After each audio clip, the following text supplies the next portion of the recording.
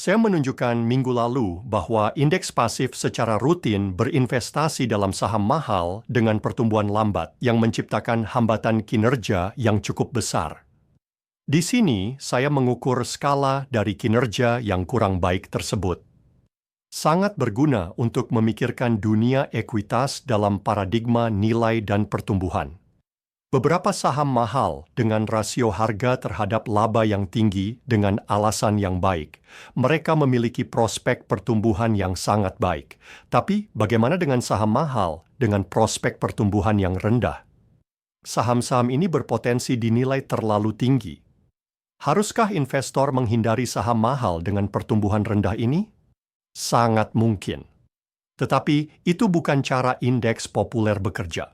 Indeks berbobot kapitalisasi mencakup semua saham. Nilai fundamental tidak penting. Pembobotan kapitalisasi hanya peduli pada harga saham. Ini adalah topik dari makalah terbaru saya, Pertumbuhan Fundamental, bersama rekan-rekan dari Research Affiliates. Bahkan indeks gaya nilai dan pertumbuhan yang populer mencakup semua saham. Misalnya, portofolio berbobot sama dari Russell 1000 Value dan Russell 1000 Growth adalah setara dengan Russell 1000 Pasif. Jadi saham yang tidak termasuk dalam portofolio nilai dimasukkan ke dalam portofolio pertumbuhan dan sebaliknya. Seberapa burukkah saham mahal dengan pertumbuhan rendah? Makalah kami melakukan perhitungan. Kami membangun 4 portofolio ekuitas berdasarkan rasio harga terhadap buku dan pertumbuhan laba per saham selama 5 tahun. Ini adalah pertumbuhan cepat dan murah, pertumbuhan cepat dan mahal, pertumbuhan lambat dan murah, serta pertumbuhan lambat dan mahal. Pengembalian berlebih untuk 3 yang pertama positif, namun pengembalian berlebih relatif terhadap indeks berbobot kapitalisasi negatif untuk saham mahal dengan pertumbuhan lambat. Hal ini juga negatif setelah disesuaikan dengan risiko.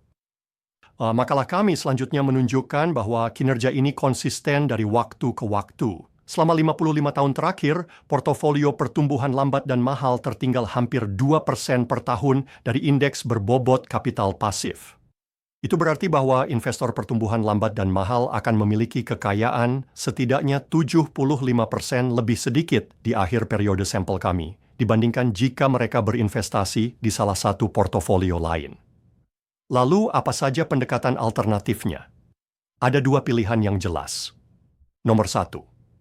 Daripada berinvestasi dalam portofolio berbobot kapitalisasi dari semua saham, kita harus menyaring saham yang mahal dan pertumbuhan lambat.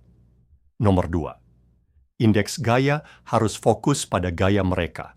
Pertumbuhan harus fokus pada pertumbuhan dan nilai pada nilai. Saham dengan pertumbuhan rendah dan mahal tidak memiliki tempat dalam indeks gaya manapun. Untuk wawasan lebih lanjut tentang topik ini, saya mendorong Anda untuk membaca makalah lengkap yang terhubung di bawah ini.